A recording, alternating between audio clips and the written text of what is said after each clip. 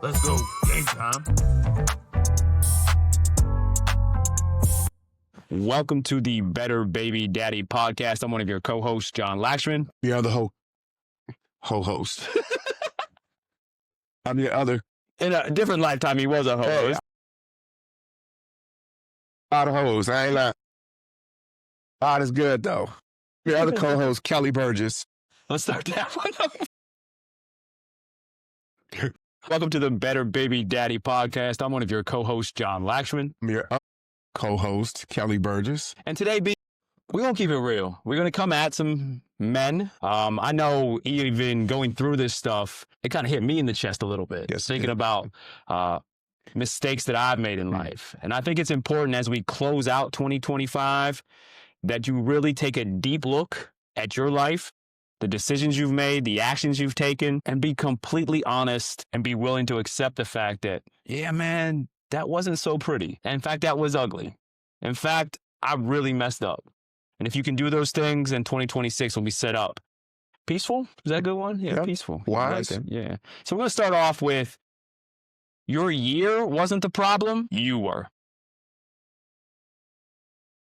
Yeah, and hey, fellas, as men, when you look back, and we talk about it all the time, you own your stuff. And so you don't blame it on circumstances. You're not blaming it on people. You certainly, not blaming it on the stress your kids bring to you, like we talked about last episode. Your year is an accumulation of your decisions over 365 days. That's it. And there might have been a couple of days where you made horrendous decisions and now you got what you got. So don't blame it on happenstance or chance or fates or whatever. It's on you. Yeah. So if your year was chaotic, painful, unproductive, undisciplined, any of those uns, that's on you, man. It's time to own it. It's time to run with it. It's time to bench press with it. It's time to squat with it. And it's time to make changes. Yeah. It's time to lock out those wobbly arms. And so your year really does expose what you were unprepared to be. And that's actually freeing. When you frame it like that, it's freeing to know that my decisions went into creating this year. So my decisions, better ones, can go into creating a better year. But the year wasn't the problem. You were. Found for myself when I started taking extreme accountability for my decisions and my actions in my life, I felt more powerful. I felt this immense, oh man, I got control. Yep. So when I took accountability for all the mistakes I made, I realized I could course correct at any moment. Yeah, it doesn't take forever, right? And so as soon as you recognize it and decide that doesn't line up with my standards, which we're going to talk about later, it doesn't line up with what I've told the important people in my life that I'm about. As soon as you can identify that and make that shift back, you're back on course. You delay that, you become more and more the man you don't want to be because whatever you do, it becomes a habit. But that concept of extreme accountability, you make me shake in my boots a little bit with how extremely accountable you are. But you're absolutely right. It allows you to quickly get back to the standard of the type of man you want to be. When we were making these mistakes and we're making these decisions and we realize them and we continue down that wrong course, there's a great concept in The Compound Effect by Darren Hardy. And he talks about, two planes taking off from LA and flying towards New York. And the one is 1 degree off. The one that is on course the entire way lands in New York. The one that is 1 degree off lands 400 miles away from New York City. So if we continue down that path where we made that mistake at the beginning, you're not landing on top of your goal. You're landing who knows where. Yeah. And that is, many of y'all relate to that story. You can look back over this year and say, when I made that decision, it just caused a cascade of other things that got me so off of where I wanted to be with my kids, where I wanted to be professionally, where I wanted to be emotionally. And now I have to do triple the work to just even get back in the vicinity of that. And so hey, consider us your chief course correctors here. The first thing you do, if you're going to be a good course corrector, you take ownership of your decisions. And right. That's our first point. Here's a very important point. It just popped in my head. This morning I was listening to Bloomberg News, and they were talking about stocks, and they were talking about losses and gains and all these things. And I was thinking about something I had read in a book. I can't remember the book. It was one of the finance books I was reading. And they talked about, if you lose 50% of a stock, it's not about making 50% back. Mm-hmm. You have to make 100% back just to get even. So when we make these large mistakes, it takes double the effort to get back to just even. A lot of time. So with that, what can help us avoid blaming outside circumstances or the year on where we're at. Well, before we get to that, I want to say something very important. Okay. And this is life didn't fail you. You failed at life. And it's okay to fail sometimes. It is. It is. Yeah. Fail smart. Yeah. And fail forward, right? Fail and learn. Yeah. And learn. All right. So we're talking about what can keep us on course? Standards. Yes. 100% standards. Set a standard, and that is the golden rule that you live by. Mm-hmm. Whatever it is, it's a standard for fitness, it's a standard for emotional regulation, it's a standard for spiritual things, it's a standard for finances. Whatever your standard is, set it and do not deviate no matter what. Yeah, the standard is what gets you back on course when you get off course. And so let's take an example of fitness, right? If you say, hey, I have a goal down the road to lift a certain amount of weight, right? And then in order to do that, my standard is I'm not going to miss more than 2 days in the gym. That's the standard, right? The goal is to be able to bench press 225 pounds. But the standard and the method is I'm not going to miss 2 days in the gym, or I'm not going to miss 2 days of exercise. Let's say that. In a week. In a week. Yeah. Right. Or in a row, either way. Whatever you say, hey, this is the baseline. And, you know, the red lights are going to go off if I don't hit this baseline. And so if you get to, hey, I missed 1 day, you know, hey, in my mind, I better be clanking some steel the next day or, you know, doing something. So day 2, you know, you're feeling a little under the weather, but you made a promise to yourself. The standard is I don't miss two workouts in a row. So I'm going to drop into do 25 push-ups today when I wake up. And in my mind, I've kept my standard because I did something physical that day and it broke that streak. And so you put a beautiful thing in the show notes. Standards are the things that keep us on track because goals can remain flexible. You might have to adjust and you know, do some things. We said in the notes, it's optional. I like flexible goals. You got to have goals. Yes, absolutely. You got to have goals, but how you get there, you know, that process has to remain flexible. I think there's a beautiful saying out there, and I'm not going to say it word for word, but we fall to the level of our standards. Yep. So you're going to fall to the level of your standards. Goals very much so can be flexible in many different situations. Yep. And taking that gym explanation is a perfect one. Like I might be with my girls and my goal is to get to the gym 5 times this week or five workouts this week. But my girls, they have a dance recital or they have a soccer game. Yeah. Okay, so now what am I going to do? My standard is that I'm going to get 5 workouts in. Yeah. So how can I make that happen? Right. So it is essential that you set a standard and you live by that standard in almost all areas of your life, I would say. You have to. Otherwise, you're just open to being pushed and pulled by the wind. And you know, this verse in the Bible reminds me of, man, you know, you say one thing and do another because you don't have a strong standard. You know, the Bible says that man is double-minded and unstable in all his ways. And so when you don't have a standard, there's an instability that comes into your life. If we don't have standards, you know, in our sexual life, how are we going to handle that piece?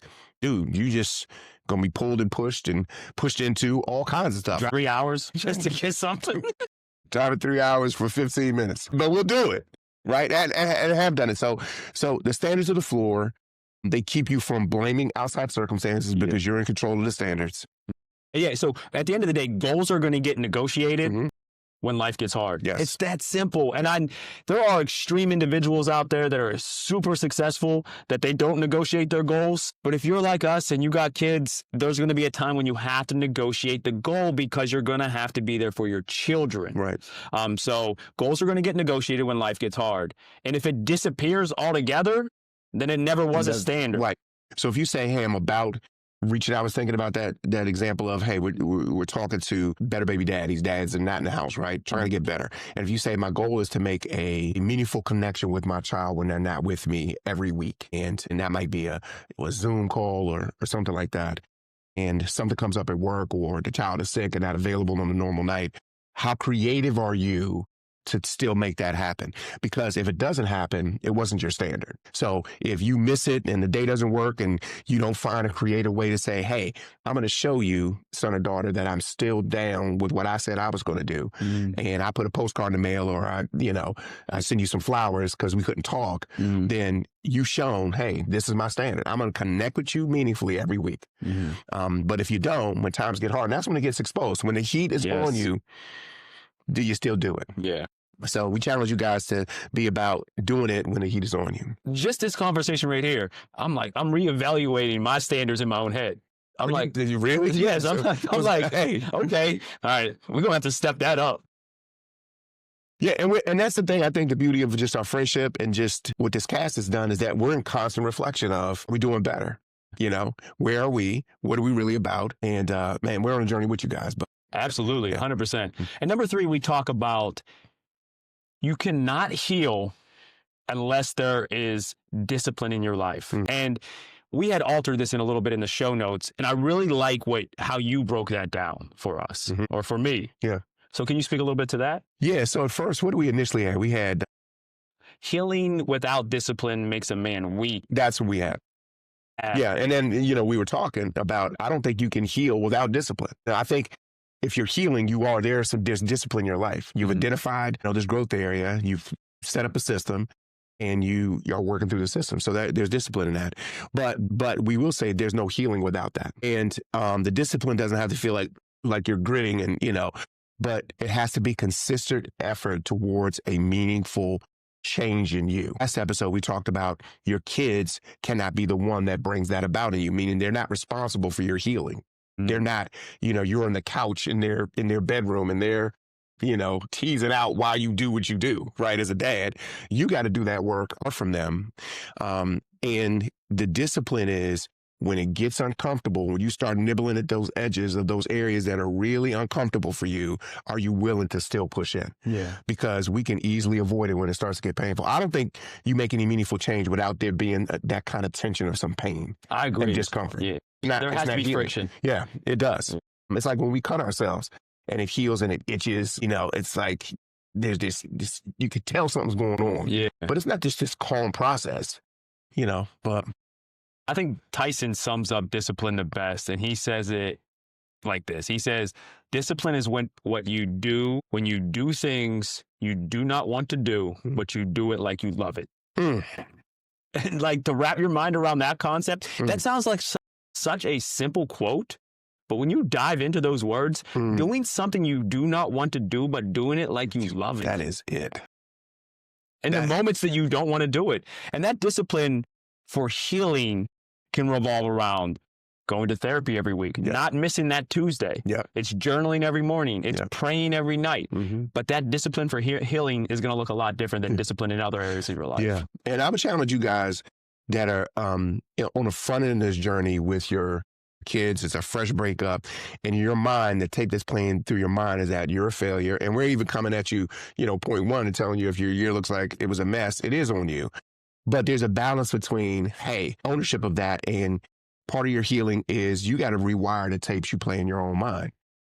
Hey, I am a steady and consistent dad. I am a man who regulates his emotions. There yet, you have to have the discipline of rewiring how you think about yourself. It is a tragic thing to be sitting 365 days later and being the same man because you're really not the same man. You're a worse man if you're the same man a year down the road. And so part of this point 3 is we're pushing you not to be the same man tomorrow. Like get it going today, right? But get comfortable with being uncomfortable because that's where the growth is. Absolutely.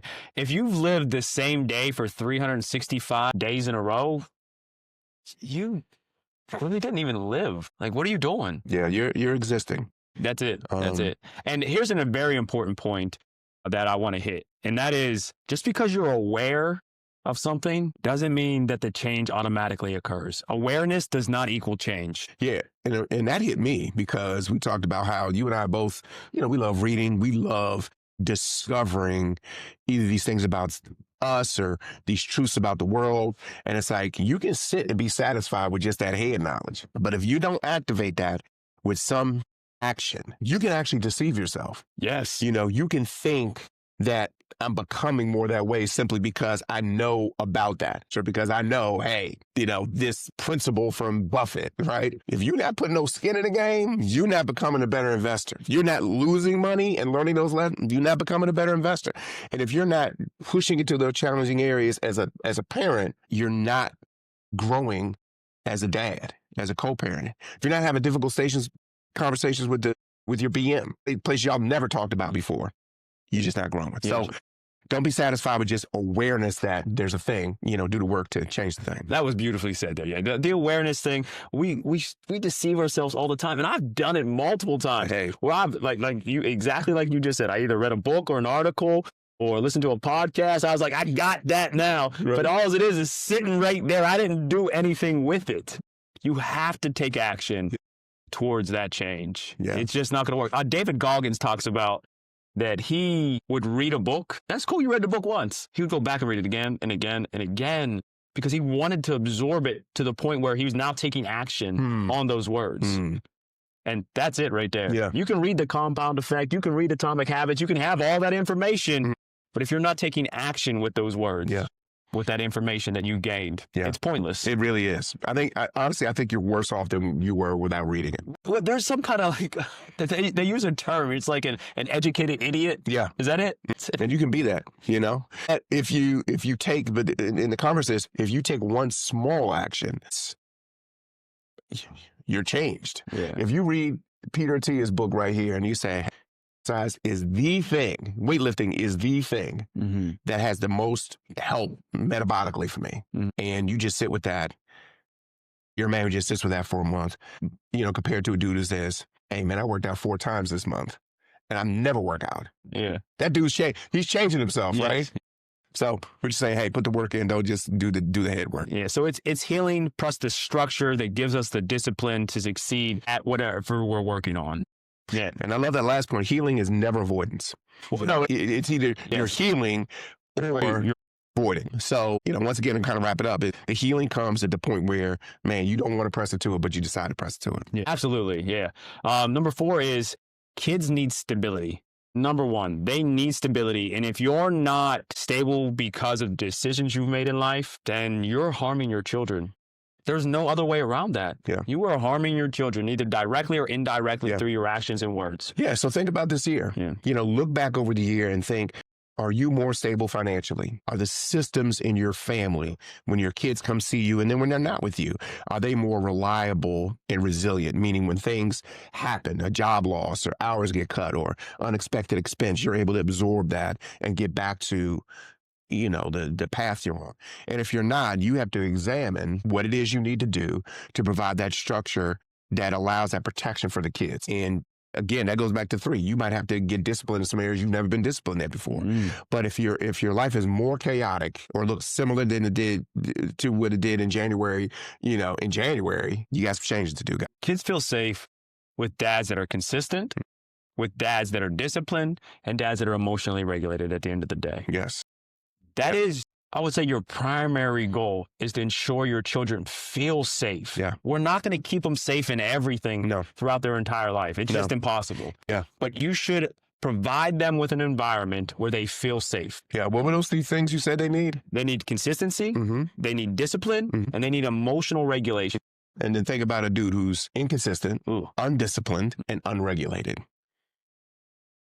That's a terror. Now, so imagine that dude, and you might be that dude. I was that dude at one point in my life. Me too. And then try to put yourself in your child's shoes and experiencing that right now. So good. Experiencing that lack of consistency, experiencing that lack of discipline, experiencing that lack of emotional regulation. What is going on in that child's head? It's flight, honestly. Absolutely. It's fear and flight. Like, how do I protect myself? And then when you have kids raising that, because we're around kids that are raising that, they disassociate from their present reality to survive. And so your kids put this mechanism up just to simply be able to be around you. And they're emotionally distant as a protection. So that it didn't really hit me until you broke that down. And I was like, man, the flip side of that is tragic for children. And so, yeah, we encourage you guys to be consistent, disciplined, and regulated men. And another step forward from that unfortunate set of circumstances is your children are going to look for consistency, discipline, and emotional regulation from other sources. And they're not going to be sources you like. Because they're going to go and find what they need. Yeah. Or they're going to medicate from the stress that you're causing them because you're not those 3 things. And we'll end on this for number 4, and that is your children don't need all your feelings. Yeah, we talked about that last episode. Yeah. You know, they should know the frame of your story. And as they get older, if they ask you direct questions about, hey, Dad, what were you thinking? I remember my son asking me some really pointed questions. Hey, Dad, when you cheated on Mom, and I was like, what were you? Did you think? I mean, he asked me when he was like 17 or 18, right? So when they're asking, they're ready for it, right? They're ready for the details, but they are not the bucket you spill all your emotions to. It's not their job. Find another place, a professional who can handle it and dissect it. But your kids are there to be children, and like you said last episode, not your counselor. Yeah, I think one of the failures that we make as co-parents, and this is on both sides of the aisle here, is that when we talk about your kids don't need all your feelings, they don't need all your feelings about your co-parent. You can feel however you want to feel, but your kids don't need to know about that. Yeah, and that is a art and a science on how you have the feelings for the co-parent, you know, particularly if you're in a really sticky situation, and allow your children to discover those things about the co-parent. Yeah. I mean, it is not your job to put your co-parent on blast. So find some stock phrases that you can use in those times that help keep it even so your kid can discover that and you don't shade their opinion of the parent. And that's very difficult. And that's actually an episode in itself. It's a whole nother thing. Yeah. So we're going to jump forward here to number 5. If you wait until January, you lost. What are you doing? Yeah, are you waiting for permission from the calendar to make changes? Yeah, I love that. I love that. You know, today's the beginning of a new year. Today is a new day. Today's a fresh opportunity to be a different person. And we give that up sometime because of this tradition of waiting till New Year's resolutions and all that. Do it today. Yeah, right now. Yep. Don't wait. Podcast, then go do it. Yeah. Yeah, ride it out for another 10 minutes, but get started today on whatever it is that you need to be disciplined about, whatever you need to course correct. Do not procrastinate on those changes. No.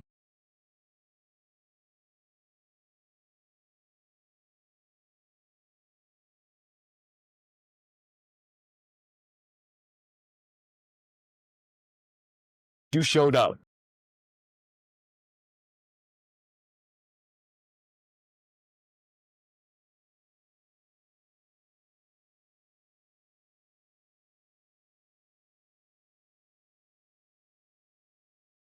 Calendar to give you permission to get started on what you need to get started on. Yeah, there's power in action, and there's devastating consequences for delaying and then being inactive. Absolutely. Change isn't about convenience. It's never really. Yeah, there's no change without the pain of inconvenience of doing something different. You're breaking the inertia of doing what you've always done.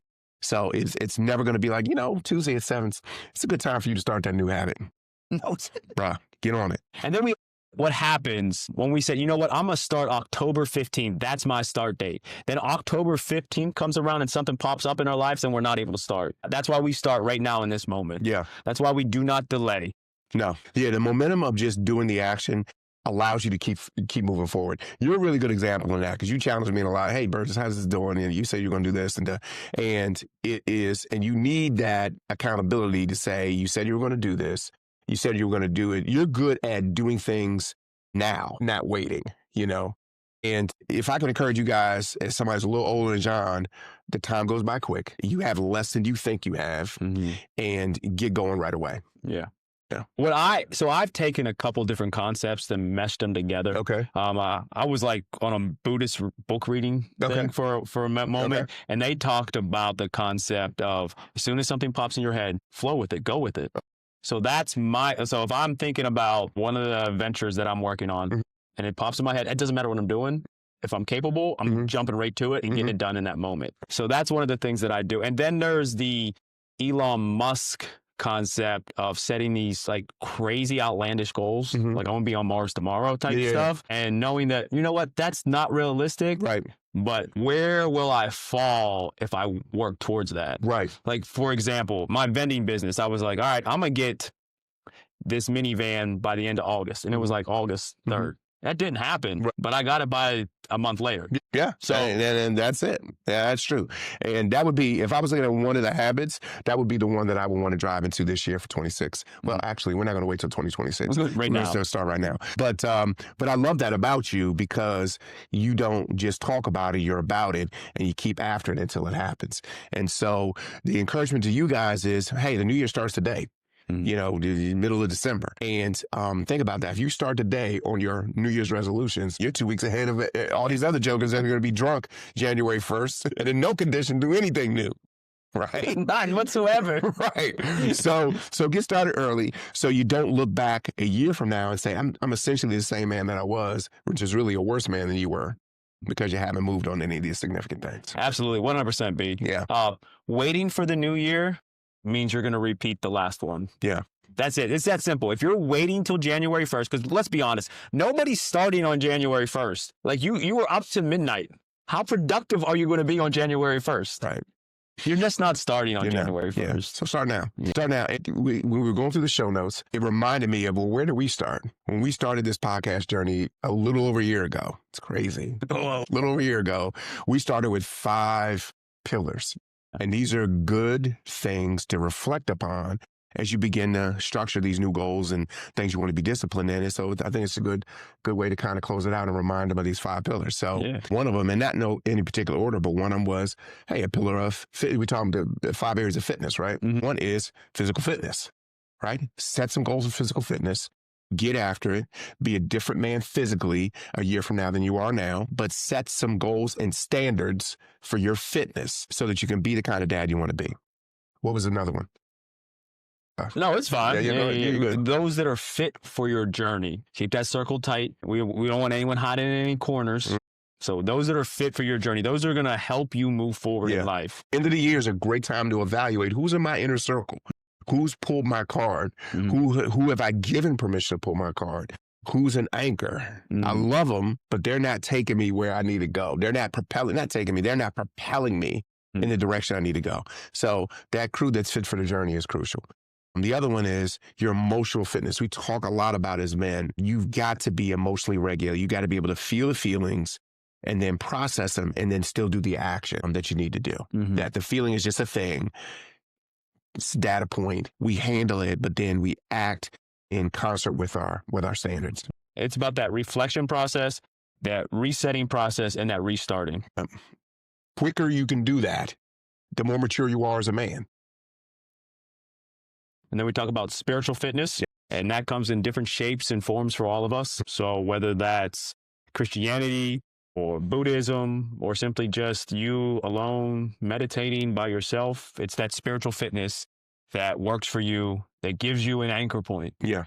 And I think, just the umbrella term of it is that that you're finite and this world is much bigger than you. Mm-hmm. There's resources you have to tap into that are outside of you to help you navigate your life well. And there's principles that, if you do them, things line up nicely for him. You violate them, there's consequences. And so that spiritual life is not like you're cowering, but it's like, that's just kind of how it works. You can't be out here lying about everything. You can't be out here just taking what you want. There's going to be consequences. It's moral standards. Yeah. So that's 4. Yeah. So the 5th one was finances. Yes. Being financially fit. That's the one where I think it's easiest to struggle with. It's easy to struggle with, but it's finite. It's like you only got a certain amount of money and you got to make decisions on how it's spent. Yes. Right. So you think it would be the simplest because it's not like we're dealing with this kind of thing out there to cause our feelings about stuff. It's like, you got $3,027 that came in. What are we going to do? You can't spend $2,500 on a cruise on Aruba. You got car insurance due. You can't buy shorty. It is. Yeah, don't do that. Yeah, being disciplined financially so you cause less stress in your life is a crucial place, and it's a good time to think about how to reset in that area. Absolutely. Yeah. So we do that to say, hey, these are 5 things to focus on. As we said in point 1, your year looks like it looks because, man, you dropped the ball in some areas. So let's pick the ball up and run the direction we got to go. Yeah, absolutely. Extreme accountability in all areas, man. Own everything. Yeah. Even if you feel like you shouldn't be own it, and you will feel relief and you will feel an immense power in no that. doubt. So hey, man. That's it. Let's go. It's been a good year. 2026. Thanks for rocking with us Here we this come. whole year. As always, drop a comment, like, follow, share it with somebody because there's another dude out there like you. Absolutely. Absolutely. We're not Oh, alone. All right. Until next time. Until I'm John. 2026. Until 2026. Yeah. Yeah. Back season 2. On the That's run. it. All right. Who are you again? John. All right. I'm Kelly. Peace.